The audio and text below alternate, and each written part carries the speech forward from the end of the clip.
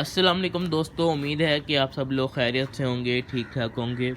तो बहुत सारे बिगिनर्स का जो वेजिटेबल गार्डनिंग स्पेशली करना शुरू करते हैं, तो उनका एक बहुत ही कॉमन सवाल होता है कि जो हमारा वेजिटेबल जब हम ग्रो कर रहे हैं, अच्छी तरह की ग्रोथ शुरू होती है, मगर उसका जो बाद में जो साइज़ है वो इंक्रीज़ क्यों नहीं होता।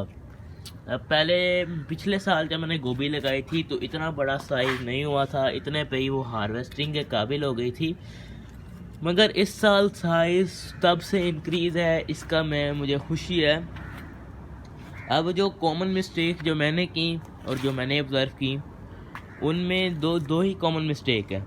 एक तो है फर्टिलाइज़र यानी कि खाद, और दूसरा है हमारा कंटेनर यानी कंटेनर का साइज़। जो आप पॉट ले रहे हैं उसकी डेप्थ साइज़ कितना है और उसमें आपने कितनी वेजिटेबल्स लगाई हैं, ये भी मैटर करता है। फ़र्ज़ करें अगर आपके पास एक टब भी है लेकिन उसमें आपने 5-6 पौधे लगा दिए हैं, हरी मिर्चों के हैं, टमाटर के, तो वो नहीं सही तरह उगेंगे। उसके जो हरी मिर्च का जो साइज़ आएगा वो कम होगा। पौधे का साइज़ तो काफ़ी इंक्रीज़ हो जाएगा, मगर जो फ्रूट का साइज़ होगा वो आपको अच्छा नहीं मिलेगा। क्यों?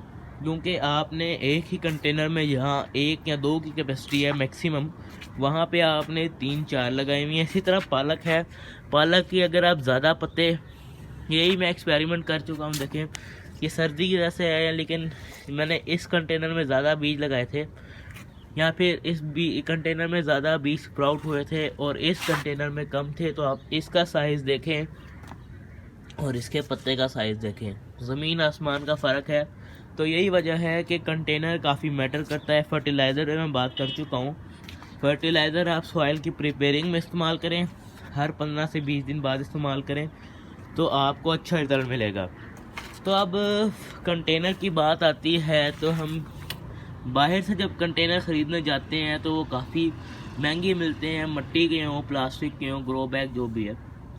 अब जो सस्ता हम काम कर सकते हैं उसमें हम पुराने टब इस्तेमाल कर सकते हैं, कोई पुरानी बाल्टियाँ इस्तेमाल कर सकते हैं, या फिर अपने घर में पड़े कोई पुराने क्रेट में शॉपर चढ़ा के उसको इस्तेमाल कर सकते हैं। और सबसे जो आराम से और सस्ती चीज़ जो है वो है बोरी या सैक, जो भी आप कहें। तो आप उसको ज़रा नीचे से उसमें 1-2 होल कर लें, उसको बॉटम को फ्लैट करके यहाँ पे एक साथ लगा दें ताकि आपस में सपोर्ट मिलती रहे। जब आपस में सपोर्ट मिलेगी तो वो उसमें खुद ही वो एडजस्ट हो जाएंगे। उसमें जो आप पौधा लगाएंगे, जितनी आप मिट्टी डालेंगे, उस हिसाब से जो सा आप सैक यूज़ करेंगे, उस हिसाब से आपके प्लांट की ग्रोथ और फ्रूट का साइज़ इंक्रीज़ होगा। अब मैंने मटर लगाए हैं। ये जो मटर आ रहे हैं शुरू में इनका साइज़ काफ़ी छोटा है, इसलिए मैं इनको तोड़ रहा हूँ। ये देखिए, इनमें छोटे छोटे मटर अभी लग रहे थे, इसलिए मैंने इनको उतार दिया है। अब ज़रा बेल थोड़ी सी चल जाए तो उसके बाद मैं इनका जो मटर है वो बनना शुरू होने दूंगा। अब पिछली बार जो मैंने गलतियाँ की थी उसके बारे में आपको बता देता हूँ, जो अगले साल मैं नहीं करने जा रहा और इस साल भी मैंने नहीं की। वो ये है कि इस साल जो मैंने टमाटर लगाए थे वो मैंने एक ही गमले में, जिस तरह ये एक बाल्टी है, इसमें मैंने 4 पौधे लगा दिए थे। तो उसकी ग्रोथ तो शुरू हो गई, टमाटर भी लग गए, मगर मसला ये हुआ कि जब इनका साइज़ इंक्रीज़ होने की बारी आई तो जैसे ही गर्मी पड़ना शुरू हुई, जून जुलाई का से पहले का मौसम आया, तो सारे ख़राब हो गए। अब वो उनकी लाइफ थोड़ी सी ज़्यादा थी, मगर मेरी ही गलती की वजह से उनका जो लाइफ है वो कम हो गई। क्यों? अगर मैं यहाँ पे एक पौधा लगा रहने देता इस तरह, तो उसकी ग्रोथ पूरे गमले तक जानी थी, इसकी वो सारी रूट्स फैलनी थी। मगर वहीं यहाँ पे आपके पास 3 और कंपटीटर भी थे, यानी कि एक पौधे के साथ 3 और पौधे, यानी टोटल 4 पौधे आपके पास थे।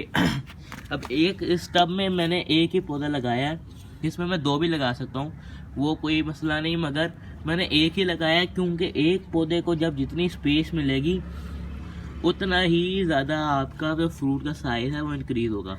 अब खेतों में ये हिसाब नहीं है, वो कुछ डिस्टेंस छोड़ के लगा देते हैं क्योंकि उनकी ज़मीन है, ज़मीन में कोई हद नहीं, वो जितना नीचे जाना चाहें वो जा सकती हैं। मगर हम कंटेनर में करते हैं, इसलिए हमें इस चीज़ का ख्याल रखना चाहिए कि हमारा जो प्लांट है वो अच्छी तरह उसको स्पेस मिल रही है कि नहीं।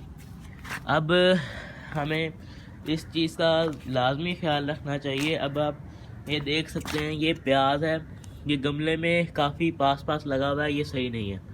अब क्योंकि मैंने इसको हरी प्याज के तौर पे हार्वेस्ट करना है, तो बीच में जो बड़े होते जाएंगे मैं इनको उकाटता जाऊंगा और कुछ को मैं छोड़ दूंगा प्याज बनने के लिए।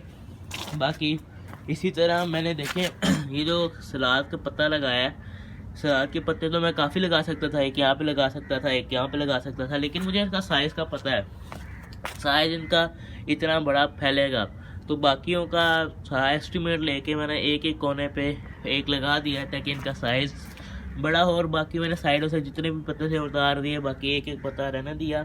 उनकी ग्रोथ अब काफ़ी अच्छी और स्टेबल हो गई है। अब ये तो होगी कंटेनर की बात। अगर आप छत पे कर ही रहे हैं तो आप इस तरह की छोटी छोटी क्यारियाँ भी बना सकते हैं, इसमें कोई मुश्किल बात नहीं है। नीचे प्लास्टिक बिछाएं, सीमेंट की एक लेयर बना दें, उस साइड पे ईंटें रखें, बीच में मिट्टी डाल दें।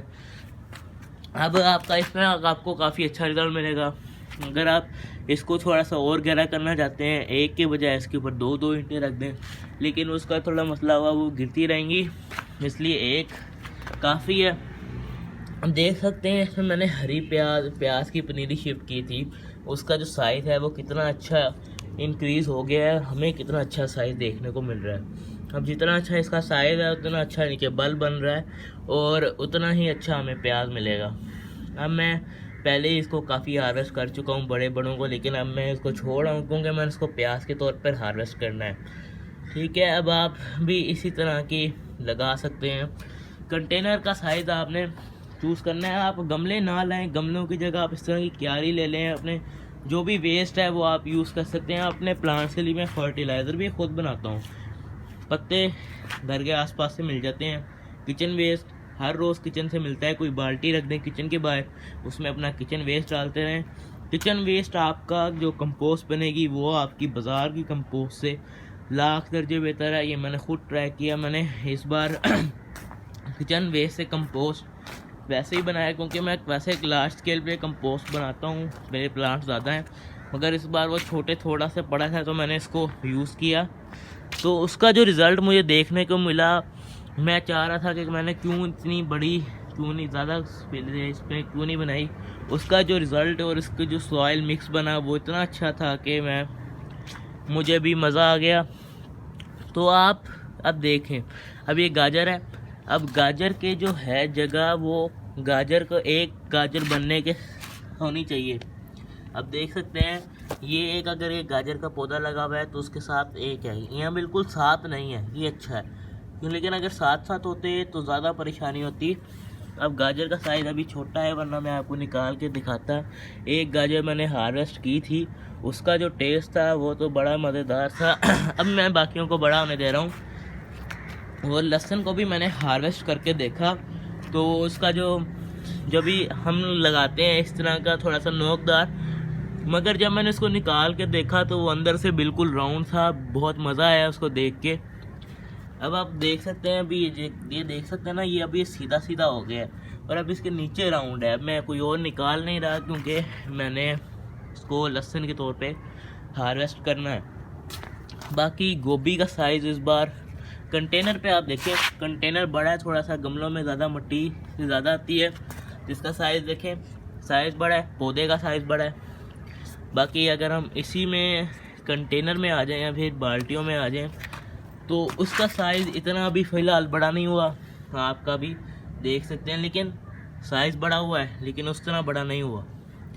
अब आप कोशिश करके इसके ऊपर कवर कर दें। अभी पत्ता ख़राब हो गया तो मैं नीचे से एक और पत्ता तोड़ूंगा, कोई पुराना पत्ता, और इसके ऊपर तो इसी तरह रख दूंगा। आप भी गार्डनिंग कर सकते हैं, बहुत आसान है, कोई मुश्किल काम नहीं है।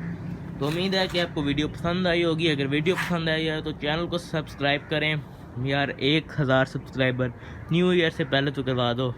अल्लाह हाफिज़।